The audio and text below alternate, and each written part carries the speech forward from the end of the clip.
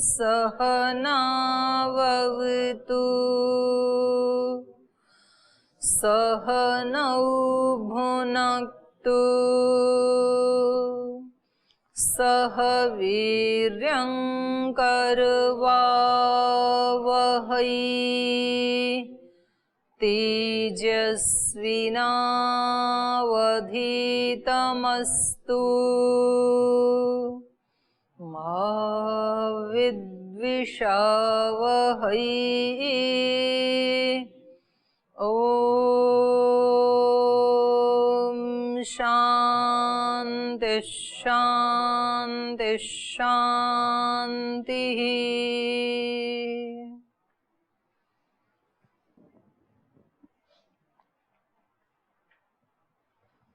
इस 17वें अध्याय का अध्ययन कर रही थी। क्या अध्ययन कर रही थी, याद है? क्या कर रही थी? यह सब हिमालय में भूल गई? तप के बारे में, तप के बारे में। हाँ, श्रद्धा तप है ना। तप तो अभी आप करके आई हैं, तो आप अपने वाले तप के बारे में बताइए कुछ। क्या उपलब्धि हुई, क्या लॉस हुआ, कितना तप हुआ?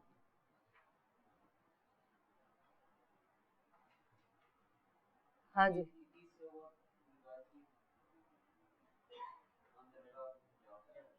2100 बार गायत्री मंत्र का जाप किया, फिर उससे क्या हुआ? सिद्ध हो गया है? हाँ, ये तो अच्छी बात है। इसको माइक देना। उसका परिणाम क्या हुआ? परिणाम ये हुआ कि अब मैं बहुत आसान, मतलब अच्छे से गायत्री मंत्र का जाप 3 माला कर सकते हैं। उस दिन जो 2100 बार किया, तो अब बहुत आसानी पूर्वक 3 माला कर सकते हैं। ये फायदा हुआ। 3 माला करने से या 2100 माला करने से क्या लाभ हुआ? 2100 बार करने में थोड़ा सा नहीं, वो ना करे तो क्या हानि है? पहले भी आप ऐसे ही थे, अभी भी ऐसे ही हैं, क्या अंतर आ गया? मन में शुद्धि का अनुभव होता है। हो रहा है? हाँ, हो रहा है। ये उपलब्धि है। अगर मन में ये अनुभव होता है कि मन पहले की बजाय शांत हो रहा है, पवित्र हो रहा है, तो फिर उसका फायदा है, परिणाम है, ये उसका फल है।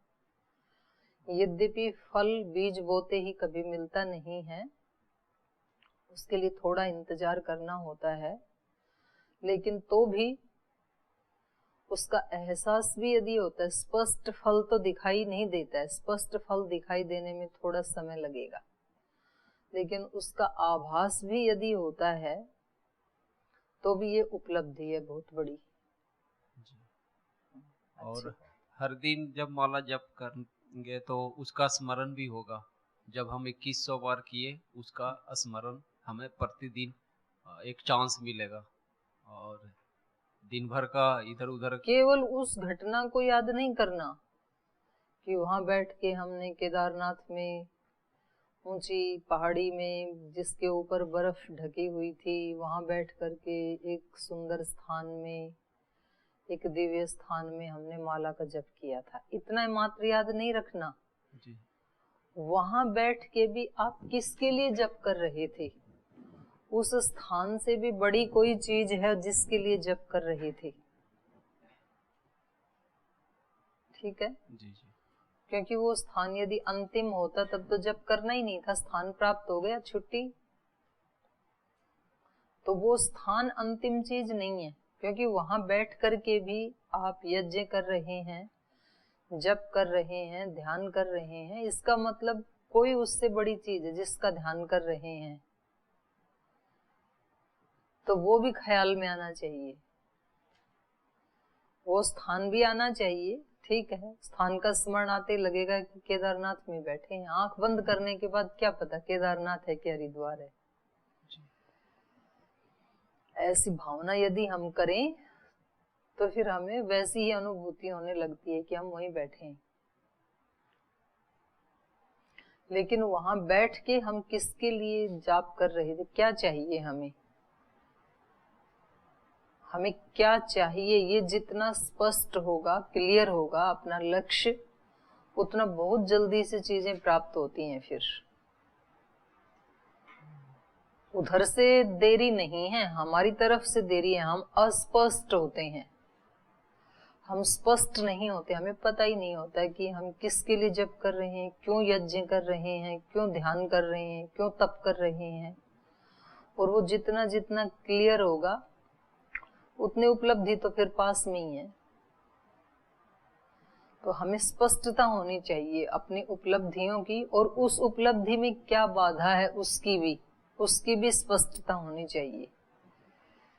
दोषों की भी स्पष्टता और उपलब्धियों की भी स्पष्टता, बिल्कुल स्पष्ट रहे हम, क्लियर दिखे हमें। चलो जी, इसने तो बताया अपना, और बताइए। हाँ, उसको दे दो टीका डाले को। ओम। सबसे पहले दीदी वहाँ पे हम लोग गए तो जो हिमालय की तपस्थली थी, जहाँ पे ऋषि मुनि पूर्व काल में जहाँ पे तपस्या की, वहाँ पे बैठ के और एक आचार्य जी के साथ बैठ के एक गायत्री जप का जो अनुभव मिला, वो बहुत अपने आप में एक मतलब हम लोग ऊर्जा से भर गए हैं और एक गायत्री जप के लिए संकल्पित हो गए हम लोग। स्वामी गुरु जी आचार्य जी ने जैसे आदेश किया था कि यहाँ पे बैठ के आप जो भी अच्छी चीज़ ईश्वर से मांगना चाहते हो वो सब मांग लो, और गायत्री जप का एक संकल्प हमको दिलवाया, वो हमारे लिए एक सबसे बड़ी खुशी की बात हुई कि हम उससे गायत्री जप करने लगे, जिससे हमारा दिमाग शांत रहने लगा। और एक जो ऊर्जा उत्साह जो हमारे अंदर बना है वहाँ से आने के बाद, वो अभी तक बना हुआ है और ऊर्जा से भरे हुए हैं। वहाँ की ठंडी हवा जो हमें मतलब अब ठंडी तो हवा तो वहीं रह गई, थोड़ा बहुत ठंडा तो लगा वहाँ से, मतलब जो मतलब एक तपस्थली का एक आभास, वो बताने शब्द में नहीं आ रहा, बहुत अच्छा था। नहीं, वो अगर वो खुशी उस स्थान में होती तो वो स्थान छूटते ही खुशी भी छूट जानी चाहिए थी। आप तो कह रहे हो कि हम अभी भी आनंद से भरे हैं जी, तो इसका मतलब आनंद कहाँ था? मतलब आनंद जो हमने वहाँ पे जो गायत्री जप किया और जो संकल्पित होके वहाँ से गायत्री जप का आए, तो वहाँ की गायत्री और वो स्थान तो वहीं छूट गया जी, तो उसके साथ आनंद भी छूट जाना चाहिए।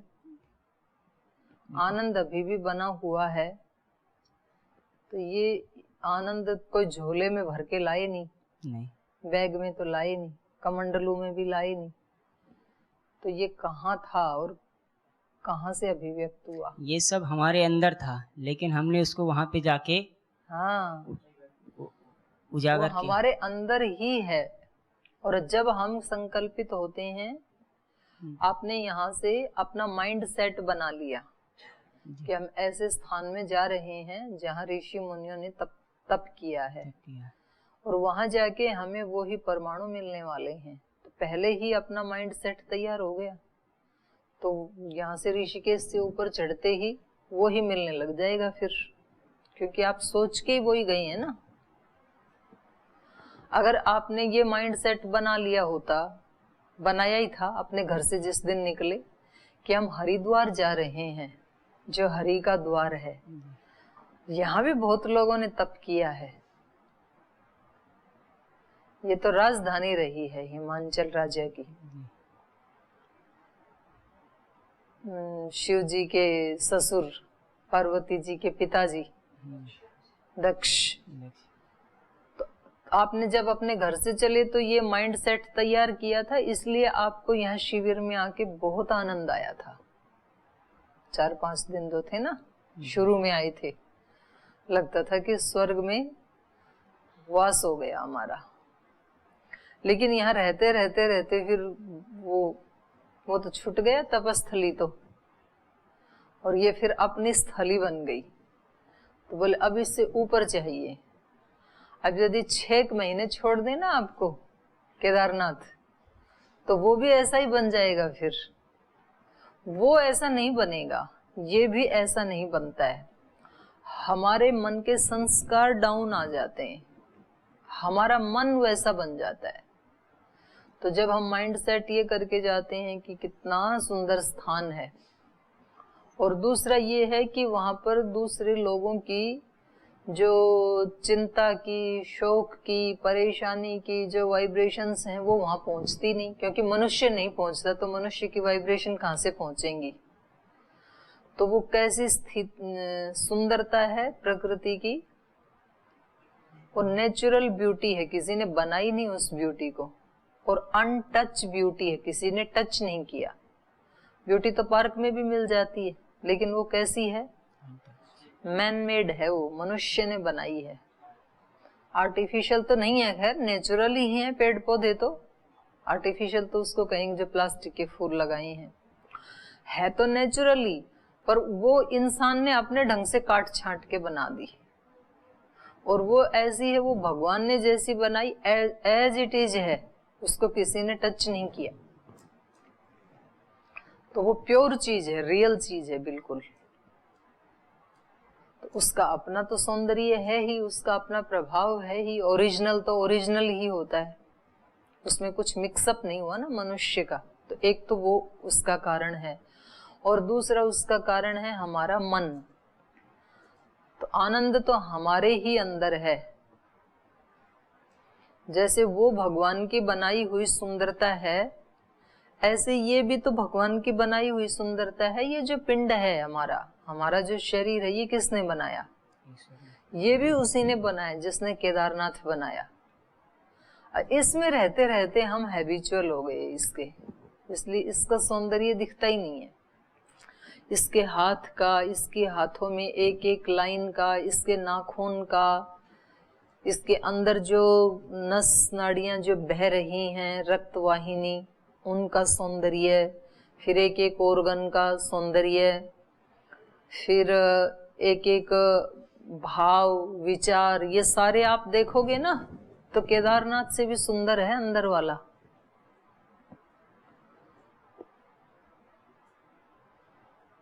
कैसे इसकी रचना की होगी, आप कभी चिंतन करना। कहते हैं कि जब गर्भ में बच्चे का शरीर बनता है ना, तो सबसे पहले उसकी रीढ़ की हड्डी से शुरुआत होती है, नाभि से शुरुआत होती है मतलब, और नाभि के ही बैक साइड में जाएंगे तो रीढ़ की हड्डी, फिर वो बढ़ते बढ़ते बढ़ते बढ़ते फिर ऊपर जाके माइंड बन जाता है, और फिर सारे अंग प्रत्यंग बनते हैं। तो कभी रीढ़ की हड्डी को देखना कि कैसे बनी होगी, उसके मन के वो कैसे बने होंगे, और उसमें वो जो इड़ा पिंगला सुषुम्ना नाड़ियां कैसे सजाई होंगी भगवान ने, कैसे उनको एक्टिवेट किया होगा। और एक्टिवेट ऐसा किया कि एक बार एक्टिवेट किया तो मरण पर्यंत फिर किसी उसको बुलाने की जरूरत नहीं है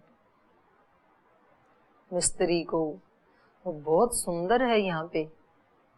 तो एक एक ये जो हमारा मस्तिष्क है, ये केदारनाथ जैसी ही ऊंचाई है, जैसे वो ऊंचाई है ना बाहर की, तो ये भी ऊंचाई है। और फिर इसके अंदर जो मस्तिष्क है, उसके जो एक एक सेल हैं, कितने सेल हैं मस्तिष्क में? 10,000 करोड़। तो आप एक बार देखना उनको, 10,000 करोड़ को, 1 करोड़ को ही देखना, 1 करोड़ छोड़ो, 1 लाख को ही देखना पहले, 1 लाख भी छोड़ो, आप 10,000 ही देखना, केवल 10,000 ओनली। सारे ऐसे ही पड़े हैं बंद, जैसे वो केदारनाथ के वो जो एरिया हैं, वो जो चोटियां हैं, वो ऐसे ही हैं, शून्य, कोई जाता ही नहीं, वहां जा सकता ही नहीं। ऐसे हमारा भी ये सूना पड़ा है, सुनी सुनी ये मंजिल की राहें, चूमना तेरे कदमों को चाहे। ये जो मंजिल की राहें हैं वो सूनी पड़ी हैं, कोई जाता ही नहीं है। आप तो चले गए हिम्मत मार के, कुछ लोग चले जाते हैं देश में से हिम्मत मार के, लेकिन जितने देश की आबादी है उसमें से कितने लोग जा पाते हैं वहां? 1% भी नहीं जा पाते हैं, पता भी नहीं है लोगों को, देखा भी नहीं उसको। ऐसे ही अपने अंदर भी नहीं जा पाते हैं। तो जो ये ब्रह्मचारी बोल रहे हैं ना, मेरा आनंद अभी तक भी बना हुआ है, तो ये वहां का नहीं है, आनंद तो अंदर का ही है। लेकिन ये भाव जब तक हमारा बना रहेगा, हम उसके प्रति जब तक सजग हैं, स्मृति है ना, हमें उस स्थान की स्मृति है, तो सुखदायी स्मृति जितनी देर बनी रहेगी तब तक आनंद ही आनंद है। और वो स्मृति विस्मृत हो जाए, यदि कोई ऐसी घटना घटित हो जाए, भगवान करे आपके जीवन में ना हो, पर मैं एक उदाहरण दे रही हूँ। जैसे व्यक्ति कह रहा है मैं बहुत आनंदित हूँ, और उसी समय कोई दुखद घटना घटित हो जाए, तो फिर उसको भूल जाएगा, और फिर ये व्यक्ति क्या हो जाएगा? दुखी। तो ये दुख या सुख ये बाहर नहीं है, दोनों हमारे अंदर ही हैं। हम कब कौन से के प्रति जागरूक हैं, सजग हैं, वो हमारा एक्टिवेट रहता है। कब कौन से के प्रति सोए हुए हैं, तो वो होते हुए भी अनुभव नहीं होता है। आप आनंद की स्थिति में हैं तो इस समय दुख है या नहीं है? दुख है या नहीं है? दुख है, लेकिन प्रसुप्त अवस्था में है, दुख मिटा नहीं है। क्योंकि यदि दुख समाप्त हो गया तो फिर आज के बाद जिंदगी में कभी दुख नहीं आना चाहिए। लेकिन वो इतनी सहजता से नहीं मिटते हैं, क्योंकि जो अंधकार है वो किससे मिटता है? प्रकाश से। तो जो अज्ञान जनित दुख हैं वो किससे मिटने वाले हैं? ज्ञान से। तो उस ज्ञान के साधन तो बनते हैं ये तपस्याएं, सेवा, ध्यान, उपासना, इस तरह के ये जो अनुष्ठान हैं, किसी ऐसे स्थान पे जाना, वहाँ के उसको देखना, वहाँ जिन लोगों ने तप किया उनके वाइब्रेशंस लेना, वहाँ से एक पॉजिटिव एनर्जी लेके आना, ये सब सहायता करते हैं ज्ञान की प्राप्ति में। मन की प्रसन्नता को बढ़ाने वाले होते हैं ना ये। और जितना जितना मन प्रसन्न रहेगा तो उतनी उतनी हमारी एनर्जी जो वेस्ट हो रही थी चिंताओं में, तनावों में, वो हमारी बच जाएगी। तो जो पैसे हमारे खत्म हो रहे थे दुर्व्यसनों में, जब दुर्व्यसन छूट गया तो पैसे बच गए ना हमारे, तो अब हम उसको किसी अच्छे काम में यूज कर सकते हैं। तो हमारी एनर्जी जितनी जितनी बचती है, और बचती उतनी ही है जितना हम प्रसन्न रहते हैं, संतुष्ट रहते हैं, खुश रहते हैं, तृप्त रहते हैं। गीता कहती है संतुष्ट सततम योगी। योगी सतत संतुष्ट रहता है। जैसे आप केदारनाथ जाके संतुष्ट है ना, ऐसे योगी अपनी आत्मा में अपने आप से ही संतुष्ट रहता है। तो संतुष्ट रहता है तो जो एनर्जी वेस्ट हो रही थी ना, वो वेस्ट नहीं होती है, और शक्ति से शक्ति कमाई जाती है। महाराज जी एक बात बताते हैं ना, बल से बल, धन से धन, यश से यश, अपयश से अपयश, पुण्य से पुण्य, पाप से पाप कमाई जाते हैं। विद्या से विद्या कमाई जाती। जो चीज हमारे पास है उससे वो अपने जैसी चीज को आकर्षित करती है हमारी तरफ। जो भी हमारे अच्छा है तो अच्छाई को आकर्षित करेगी, बुराई है तो बुराई को करेगी, नियम है। तो इसीलिए कहा जाता है कि हमेशा कैसे रहना चाहिए? संतुष्ट, हमेशा खुश। आप खुश हैं तो आप खुशी को आकर्षित करते हैं, जाने या अनजाने में।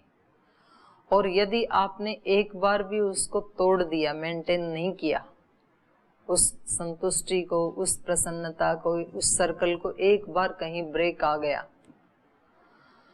तो फिर वो अपनी जैसी चीज को, तनाव को खींचता है। एक व्यक्ति पहले से ही तनावग्रस्त है, अब उसके साथ जो भी घटनाएं घटित होंगी ना, वो ऐसी ही होंगी, वो कहेगा इनको भी आज ही मौका मिला मेरे को परेशान करने का, ये भी आज ही होना था। कंगाली में पहले ही कंगाली थी, घर में आटा था ही थोड़ा सा, और जो थोड़ा था उसमें भी पानी ज्यादा गिर गया, रोटी काहे की बनाई, अब आटा और है नहीं, आटा कैसा हो गया, बिल्कुल गीला। एक तो पहले ही कम था उसमें पानी ज्यादा गिर गया। पानी ज्यादा क्यों गिरा? क्योंकि मन टेंस था, टेंशन थी मन में, तो हड़बड़ाहट में जो भी काम होंगे वो बेकार ही होंगे। और जहां इतने से आटे के लिए 2 अतिथि आने चाहिए थे, उनका पेट भर जाता, वहां 4 आ गए, ये और एक मुसीबत। और वो 4 भी आए, वो ऐसे आए जो हमारी सिचुएशन को नहीं समझते हैं, उनमें अंडरस्टैंडिंग की पावर नहीं है। वो शाप देने वाले आए दुर्वासा जैसे, ये अगली मुसीबत। और वो जो उन्होंने हमारे को शाप दिया, उसको सहन करने की शक्ति हमारे अंदर नहीं है, क्योंकि हम पहले ही हड़बड़ाहट में थे, टेंशन में थे। ये उससे अगली मुसीबत। और उस शाप को लेकर के फिर हम जो भी करेंगे वो काम भी बिगाड़ेंगे, ये उससे अगली मुसीबत। चीजें कैसे जुड़ती हैं, एक दूसरे से कनेक्ट होती चली जाती हैं।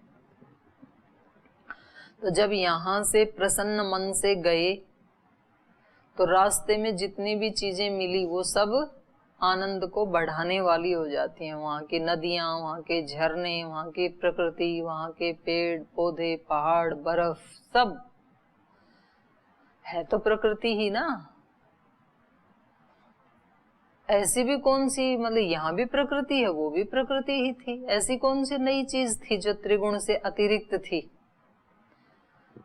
और जो आपका सोचने वाला माइंड है वो कोई नया लेके गए थे, यहाँ वाला नहीं था, ऐसा तो था नहीं। वही माइंड, वही प्रकृति, वही आप, सब कुछ वही था। फिर ये आनंद कहाँ से आया? ये आनंद हमारे अंदर ही होता है। हमने उसकी तरफ अपने चित्त के दरवाजे खोल दिए, इसलिए वो भरता चला गया। वो मौजूद ही है।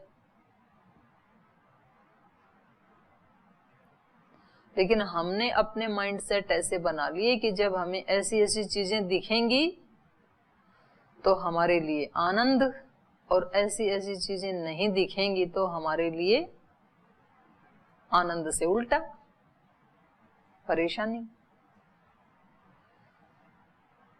तो चलिए, अच्छी बात है आप जो कह रहे हैं कि हमारा वो आनंद बना हुआ है उसको बनाए रखें, क्योंकि वो आपके ही हाथ में है मेंटेन करना। अब उसको 4 दिन से बनाए हुए हैं तो 4 महीने भी बना सकते हैं, और 4 महीने बना सकते हैं तो 4 साल भी बना सकते हैं, और 4 साल बना सकते हैं तो 40 साल भी बना सकते हैं। फिर वो अपने ही हाथ में है। तो जब जब इधर उधर हो मन तो उसको वापस फिर रोकना है। नहीं, मेरे यहाँ पर टेंशन अलाउ नहीं है, मेरे यहाँ परेशानी अलाउ नहीं है, मेरे यहाँ नेगेटिव थिंकिंग अलाउ नहीं है, मुझे पॉजिटिव ही सोचना है केवल।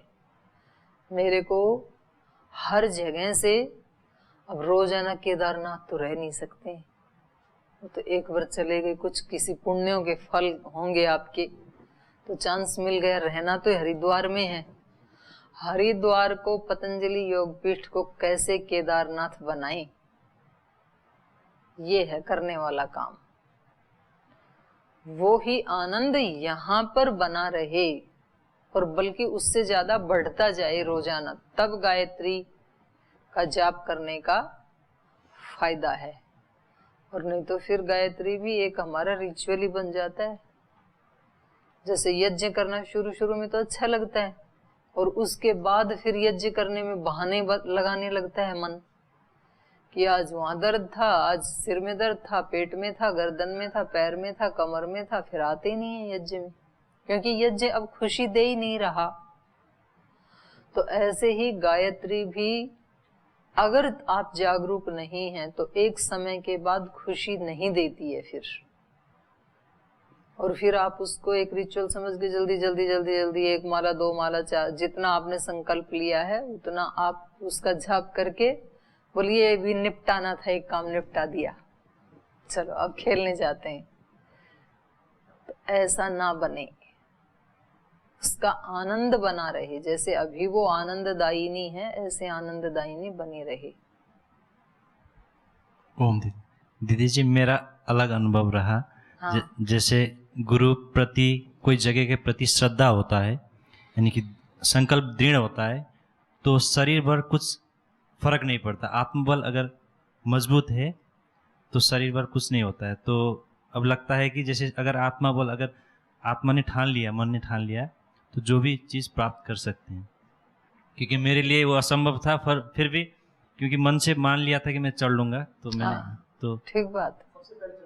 हाँ, तो हमारा जो संकल्प होता है उसमें शक्ति होती है। बिल्कुल सही बात है ये। अगर व्यक्ति मन में ठान लेता है तो उसको चढ़ने में परेशानी थी, लेकिन तो भी संकल्प था तो सबसे पहले चढ़ गई। और जब एक अचीवमेंट किया हमने, तो फिर ये विश्वास बनता है कि हम और भी ऐसे आध्यात्मिक उपलब्धियां हैं उनको भी प्राप्त कर सकते हैं। जब बाहर की चढ़ाई चढ़ सकते हैं तो अंदर के जो भी दोष हैं उनको मिटा करके हम उस शाश्वत को प्राप्त कर सकते हैं। लेकिन वो हमें क्लियर होना चाहिए। मैं बार बार एक ही बात की तरफ ध्यान दिला रही हूँ कि लक्ष्य हमारा जितना स्पष्ट होगा, आप जब चढ़ने लगे तो लक्ष्य स्पष्ट था कि पहुंचना कहाँ है, केदारनाथ। तो जो भी कदम आपने बढ़ाए वो उस दूरी को कम करने वाले हो गए। एक एक कदम लक्ष्य की तरफ ले जाने वाला हो गया। एक एक कदम, एक यहां से यहां पैर उठाया, वो भी उस दूरी को कम करने वाला हो गया। तो जीवन का लक्ष्य स्पष्ट होना चाहिए कि चाहिए क्या मेरे को। अगर आपने ये स्पष्ट रूप से क्लियर कर लिया अपने मन में कि परेशान नहीं होना, तो आपको कोई परेशान कर नहीं सकता है, कर ही नहीं सकता है। कितने भी प्रतिकूलताएं आएंगी, कितना भी दूसरे लोग सताना चाहें, महात्मा बुद्ध ने ऐसे स्पष्ट कर लिया अपना लक्ष्य, क्लियर था महात्मा बुद्ध के सामने।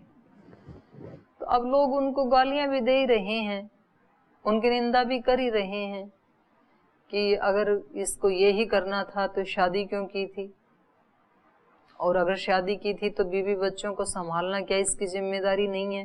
मतलब जिसके जो मन में आए वो सब बोलते ही थे। लेकिन उस बंदे ने ये तय कर लिया स्पष्ट कि मुझे परेशान होना ही नहीं है, अब उसको कोई कर नहीं सकता है फिर।